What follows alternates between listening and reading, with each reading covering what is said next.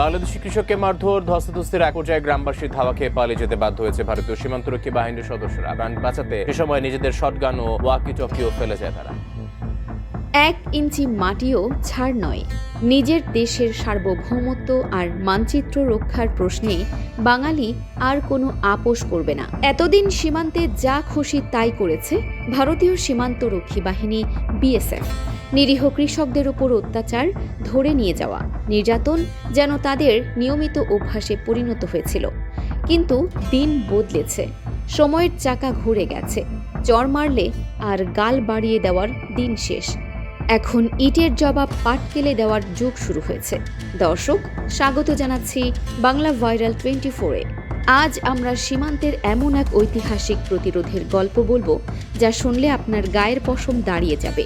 ভারতের উগ্র রাজনৈতিক নেতাদের উস্কানি আর হুঙ্কারের মুখে লালমনিরহাটের হাতীবান্ধা সীমান্তে কি চরম জবাব দিল বাংলার কৃষক ও স্থানীয় জনতা।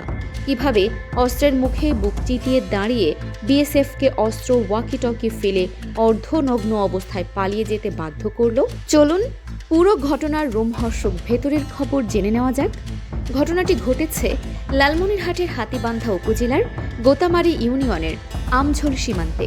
ভারত বাংলাদেশ সীমান্তের প্রধান 917 নম্বর পিলারের 2 নম্বর সাব পিলারের কাছে নিজেদের জমিতে শান্তিমতো কাজ করছিলেন কয়েকজন বাংলাদেশি কৃষক। রোদে পুড়ে ঘাম ঝরিয়ে যে কৃষক দেশের মানুষের মুখে অন্ন তুলে দেন, সেই কৃষকের ওপর বরাবরের মতোই ঔদ্ধত্য আচরণ দেখাতে আসে ভারতের 78 বিএসএফ ব্যাটালিয়নের পাগলিমারি ক্যাম্পের টহল দল।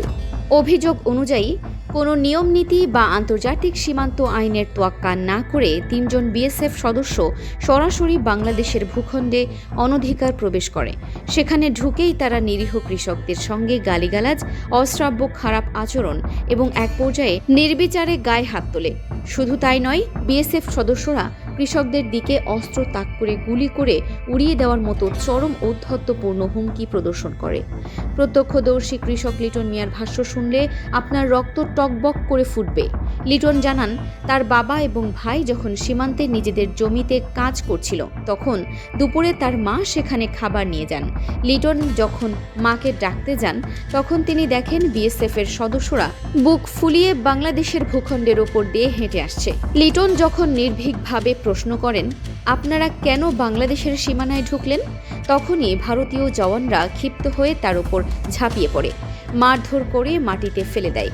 কিন্তু বিএসএফ হয়তো বুঝতে পারেনি এটা আগের বাংলাদেশ নয়। মাটিতে পড়ে থাকা লিটন ভয় পাওয়ার বদলে সরাসরি এক বিএসএফ সদস্যের রাইফেলের নল খপ করে চেপে ধরেন। শুরু হয় জীবন মরণ ধস্তাধস্তি। চিৎকার আর ধস্তাধস্তির শব্দে আশপাশের খেতে কাজ করা অন্য কৃষক এবং গ্রামের সাধারণ মানুষ বাঁশের লাঠি, দা আর যা হাতের কাছে পেয়েছেন তা নিয়েই বীর দর্পে ছুটে আসেন। শত শত ক্ষুব্ধ জনতার এই রুদ্র মূর্তি দেখে বিএসএফ জওয়ানদের পায়ের নিচ থেকে মাটি সরে যায়। তারা বুঝতে পারে আজ আর রক্ষা নেই। স্থানীয়দের উদ্দেশ্য ছিল সীমান্ত লঙ্ঘনকারী এই আক্রমণকারীদের হাতে নাতে আটক করে আইনের হাতে তুলে দেওয়া।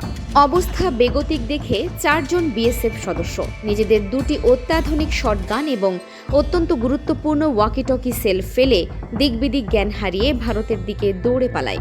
দর্শকরা শুনলে অবাক হবেন। পালানোর সময় ক্ষুব্ধ জনতা এতটাই ক্ষিপ্র ছিল যে এক বিএসএফ সদস্যের পোশাক ধরে টানাটানি শুরু হয়। এক পর্যায়ে ওই বিএসএফ সদস্যের গায়ের জামা ও প্যান্ট ছিঁড়ে যায় এবং সে প্রায় অর্ধনগ্ন অবস্থায় কোনো মতে নিজের প্রাণ বাঁচিয়ে ভারতীয় ভূখণ্ডে গিয়ে হাঁফ ছাড়ে। যে বাহিনী সাধারণ মানুষকে ভয় দেখাতো, আজ তাদের অস্ত্র ও পোশাক মাটিতে লুটাচ্ছে। এটাই কি ইতিহাসের সেরা জবাব নয়?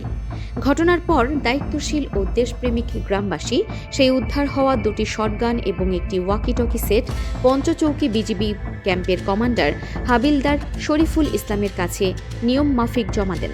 আইন নিজেদের হাতে তুলে না নিয়ে রাষ্ট্রীয় বাহিনীর ওপর আস্থা রাখেন তারা। মঙ্গলবার রাতেই সীমান্তে লালমনিরহাট 15 বিজিবি ব্যাটালিয়ন এবং ভারতের 78 বিএসএফ ব্যাটালিয়নের মধ্যে ব্যাটালিয়ন কমান্ডার পর্যায়ে এক জরুরি ও টানটান উত্তেজনাকর পতাকা বৈঠক অনুষ্ঠিত হয়। বাংলাদেশের পক্ষে 10 সদস্যের প্রতিনিধি দলের নেতৃত্ব দেন লালমনিরহাট 15 বিজিবির অধিনায়ক লেফটেন্যান্ট কর্নেল মেহেদি ইমাম। এবং ভারতের পক্ষে নেতৃত্ব দেন ৭৮ বিএসএফের কমান্ড্যান্ট শ্রী মনোজ কুমার।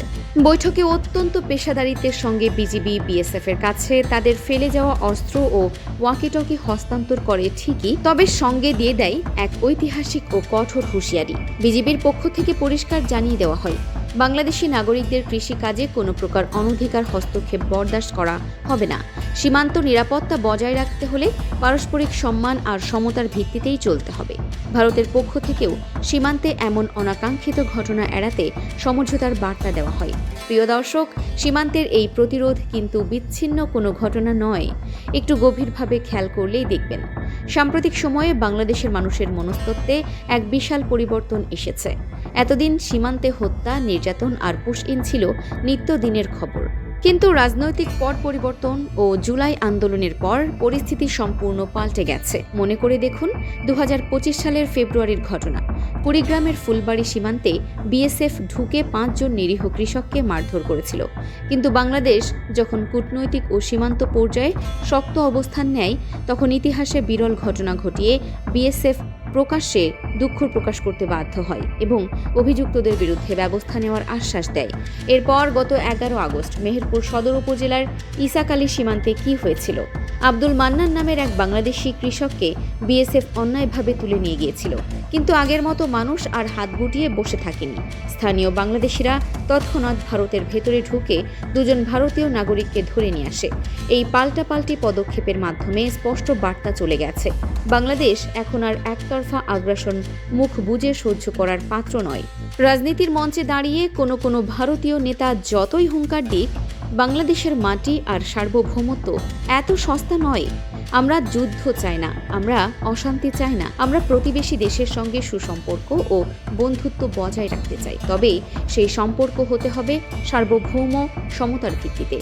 বন্ধুত্ব মানে এক পক্ষ লাঠি ঘোরাবে আর অন্য পক্ষ মাথা নত করে থাকবে, সেই দাসত্বের যুগ চিরতরে শেষ হয়ে গেছে। সীমান্তের সাধারণ কৃষকটির হাতে যখন শুধু বাঁশের লাঠি থাকে, তখন তার পেছনে দাঁড়িয়ে থাকে দেশের ১৮ কোটি মানুষের অটুট আত্মমর্যাদাবোধ। সীমান্তে আমাদের কৃষকরা নিজের জমিতে শান্তিতে ফসল ফলাবে, এটাই তাদের মৌলিক ও নাগরিক অধিকার। সেখানে কোনো আধিপত্যবাদী চোখ রাঙানি সহ্য করা হবে না। বিজিবি ও সরকারকে এই মুহূর্তে সীমান্তে নিরাপত্তা আরও জোরদার করতে হবে, যাতে কোনো আগ্রাসী শক্তি দ্বিতীয়বার আমাদের ভূখণ্ডে পা ফেলার সাহস না পায়। লালমনিরহাটের এই সাহসী কৃষকদের প্রতিরোধ পুরো জাতিকে গর্বিত করেছে। তারা প্রমাণ করেছে, মাটি আর মানচিত্র রক্ষার জন্য বুকের রক্ত দিতেও পিছপা নয় বাংলার বীর সন্তানরা। দর্শক, লালমনিরহাটের কৃষকদের এই সাহসিকতা এবং বাংলাদেশের এই কড়া জবাব নিয়ে আপনার কি মতামত? সীমান্তে বিএসএফের আগ্রাসনের বিরুদ্ধে আমাদের সীমান্তবাসীর এই ঘুরে দাঁড়ানোকে আপনি কিভাবে দেখছেন? আপনার মূল্যবান মতামতটি এখনই নিচের কমেন্ট বক্সে লিখে জানিয়ে দিন। ভিডিওটি ভালো লাগলে অবশ্যই একটি লাইক দিন, বন্ধুদের সাথে শেয়ার করে সীমান্ত সুরক্ষার এই বার্তা ছড়িয়ে দিন এবং দেশ ও বিদেশের এমন চাঞ্চল্যকর সব খবরের সত্যতা জানতে আমাদের চ্যানেল বাংলা ভাইরাল 24 এখনই সাবস্ক্রাইব করে বেল আইকনটি বাজিয়ে রাখুন। সবাই ভালো থাকুন, সুস্থ থাকুন, দেশের পক্ষে থাকুন। ধন্যবাদ।